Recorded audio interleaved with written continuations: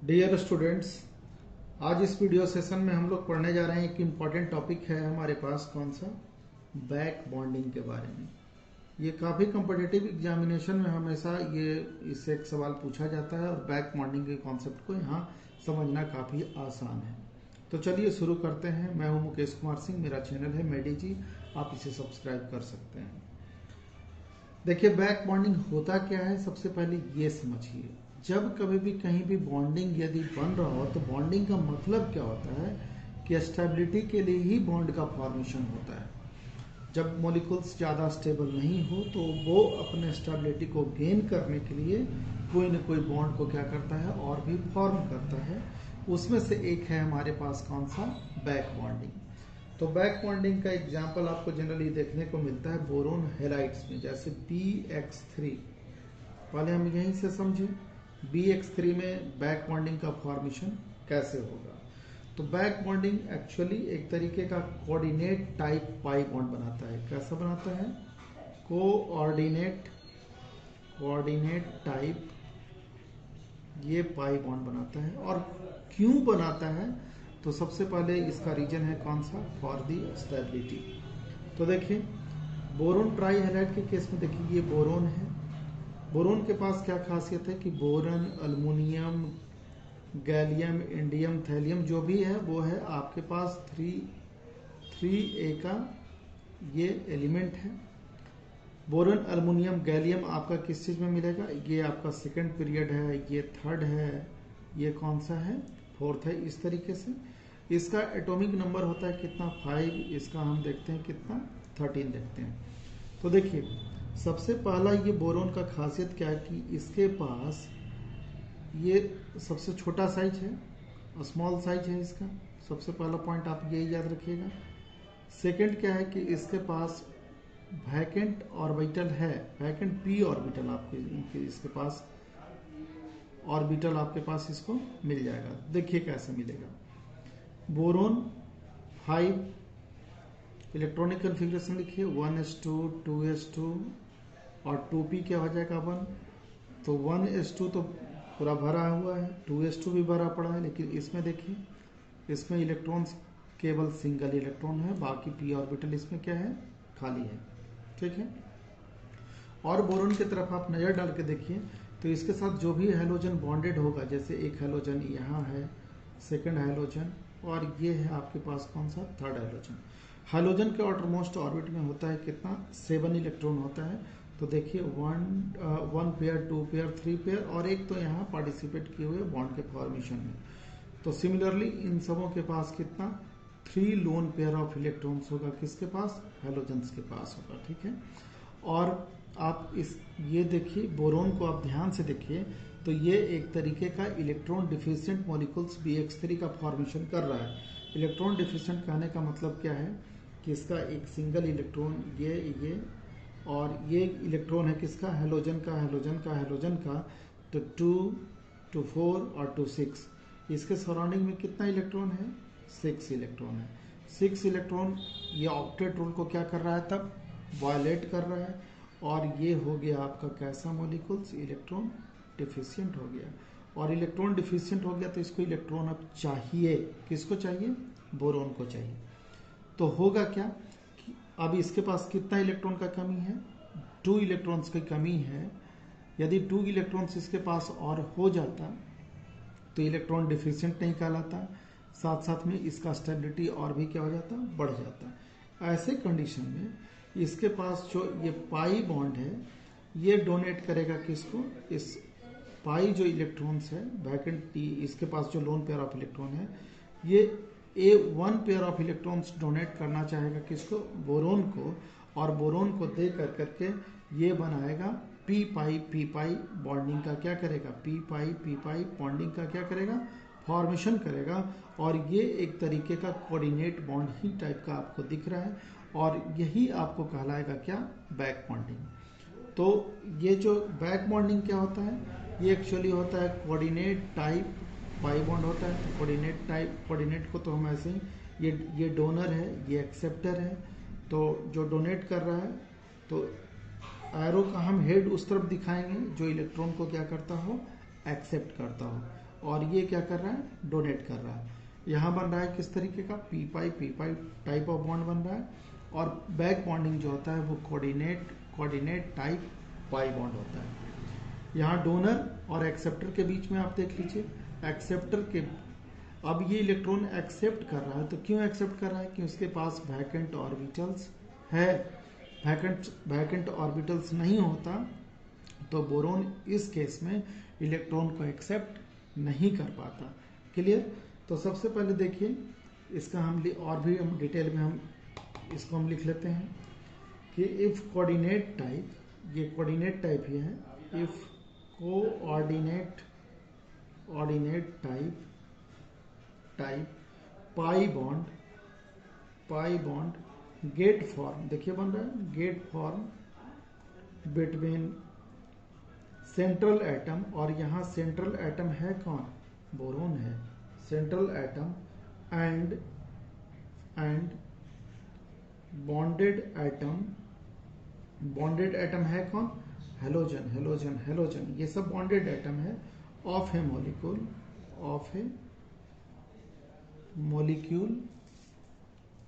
molecules, it is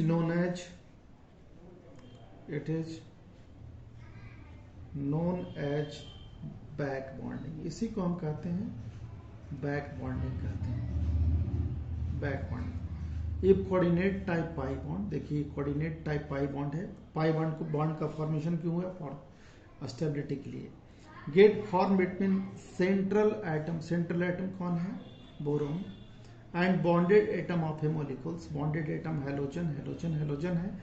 it is known as back bonding. इसी चीज को हम क्या कहते हैं, बैक बॉन्डिंग कहते हैं।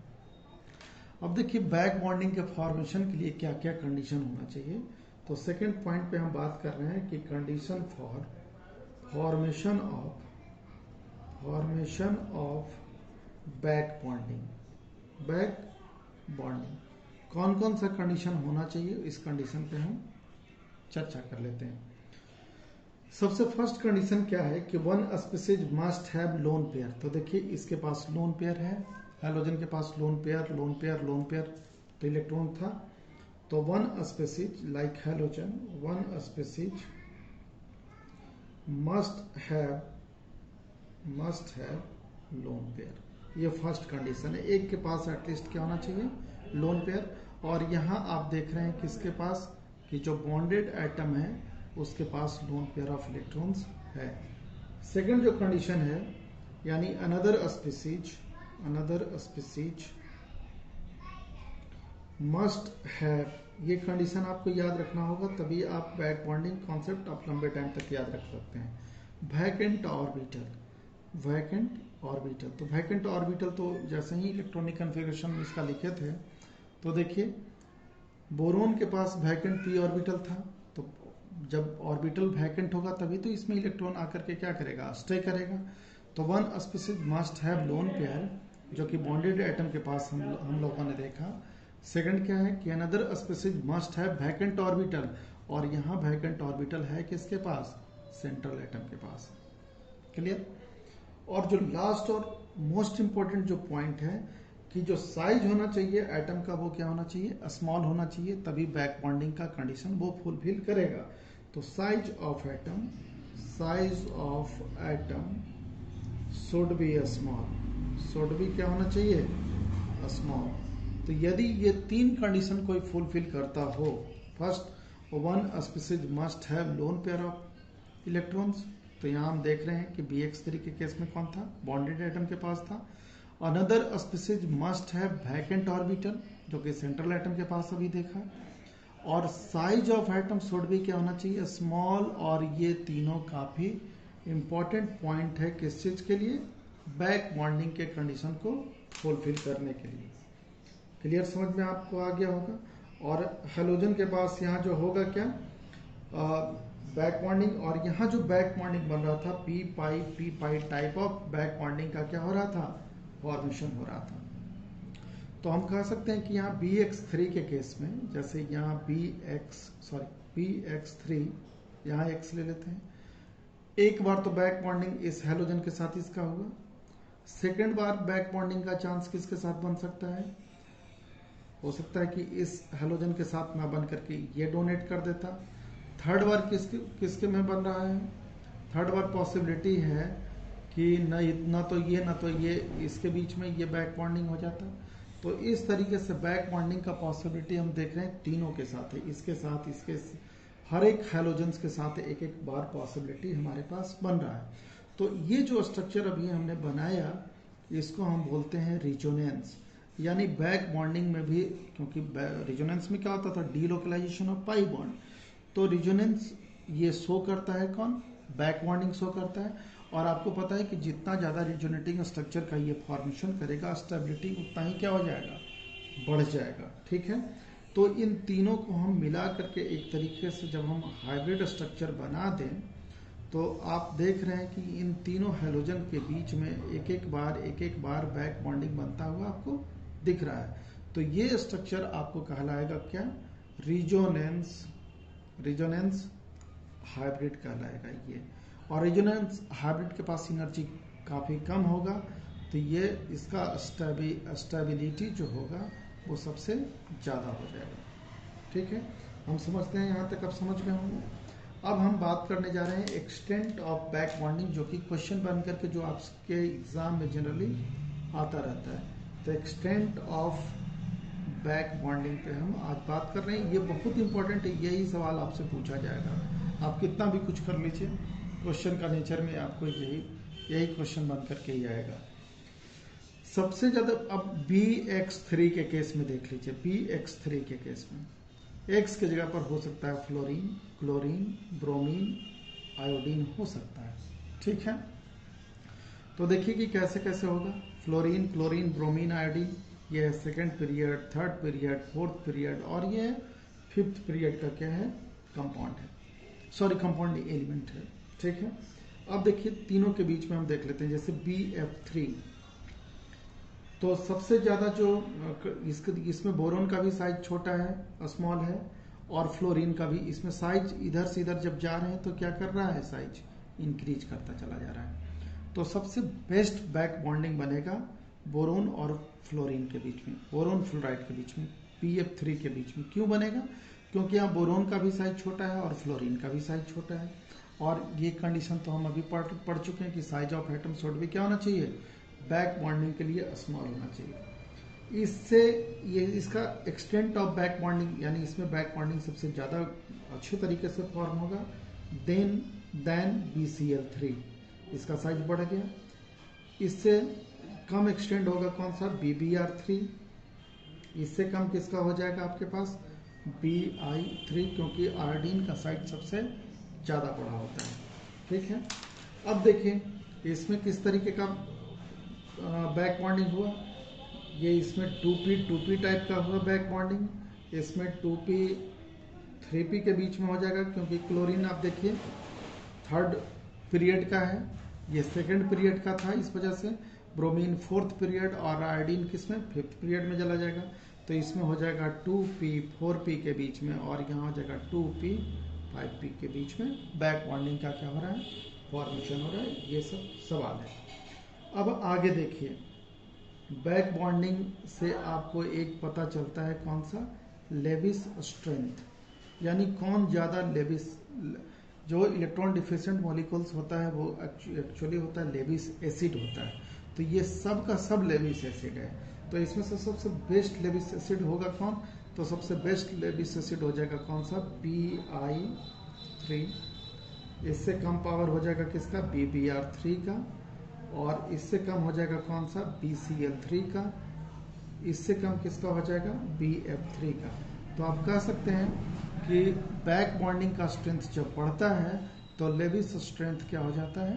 डिक्रीज। लेविस स्ट्रेंथ क्या कर जाएगा? लेविस एसिड का स्ट्रेंथ क्या हो जाता है? डिक्रीज कर जाता है। तो बैक बॉन्डिंग का जस्ट अपोजिट हो जाएगा आपका कौन सा? लेविस स्ट्रेंथ का प्रॉपर्टीज। तो आज हम बैक बॉन्डिंग में, जो कि यही क्वेश्चन बन करके ये दोनों आता रहता है, इन दोनों पे हमने डिस्कस किया। साथ साथ में बैक बॉन्डिंग के कॉन्सेप्ट के बारे में, इसके कंडीशन के बारे में बात किया। तो आज के हमारे वीडियो में इतना ही है। अच्छा लगे तो लाइक करिए, शेयर करिए, दोस्तों को भी बताइए, और हम इसी तरीके से नए नए कॉन्सेप्ट आपके सामने हम अच्छे तरीके से लेकर के आते रहेंगे। Thank you.